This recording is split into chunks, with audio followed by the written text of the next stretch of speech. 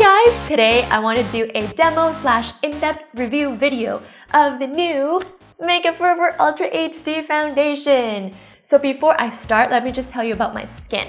I have dry skin for most of the year, especially the fall and winter time. In the spring and summer, it's more like normal, but it's still pretty much on the dry side because in the summer we have like the air conditioning on and that's really dry. In the winter, it's just dry everywhere, plus the heater.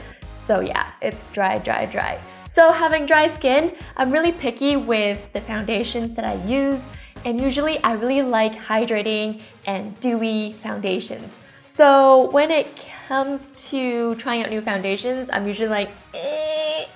But seeing that Makeup Forever came up with a new formula, the new Ultra HD, I'm like, you know what? I have to check it out.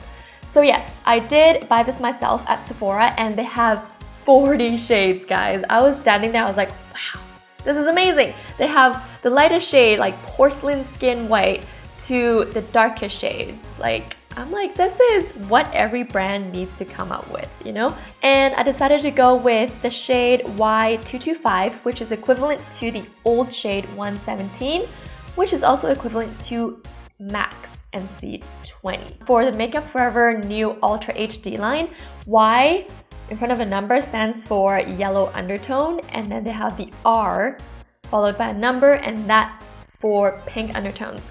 Now, it's a really lightweight foundation. It's not those thick, creamy kinds. When you pump it out, it's liquidy, you know? It'll sort of run down your beauty blender, run down the back of your hand. So it is more on the liquidy side. It's lightweight, which is great. But if you are somebody who's used to tinted moisturizers or BB creams, CC creams, and things like that, you might notice that this foundation is a bit heavier because it is a foundation after all. So because I'm used to wearing BB creams, when I have this on, after several hours, I'm like, yeah, I can definitely feel this on my face. So it's not like you can't feel it at all. You can feel it on your face, but it's much lighter than other foundations out there, you know? So that's one good thing about it, is that it's a lightweight foundation. And another thing I like about it is that it's really invisible. So Makeup Forever was saying how technology these days have improved so much. There are 4K cameras out there, and 4K cameras, oh man, it shows everything. So it shows your pores, it shows your expression lines, if you have like fuzzy peaches on your face, if you have baby hairs in your face, or whatever it is that you have, it will show, it will capture, and it will make it look very vibrant too. So with 4K cameras, it's like there's pros and cons, right? Like you want your video to look amazing, like vibrant, and colors are great and it's super clear. But there are times when you're like, I don't want it that clear. Like, can you just blur out some imperfections a bit, you know?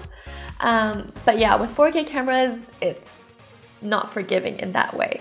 So Makeup Forever is like, you know what? High definition cameras, we need to step up our foundation game. So they came up with the Ultra HD, which is supposed to be invisible under 4K cameras.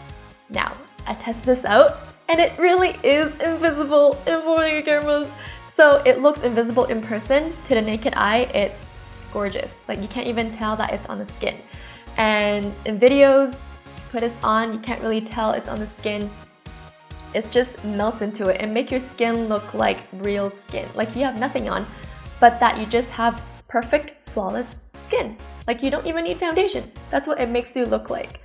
Now, the thing is, yes, it looks great in person, it looks great in videos, but if you're thinking, okay, does it look great in pictures? Because I take lots of selfies, or I just like to take pictures in general with friends and stuff.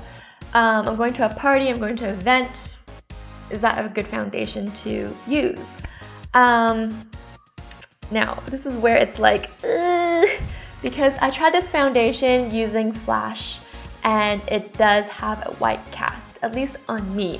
And under bright lights, like right now I'm using some studio lighting while I film, and when I take pictures, it does give me a white cast. But without Flash though, if you were to not use Flash, it's better. It's not as bad.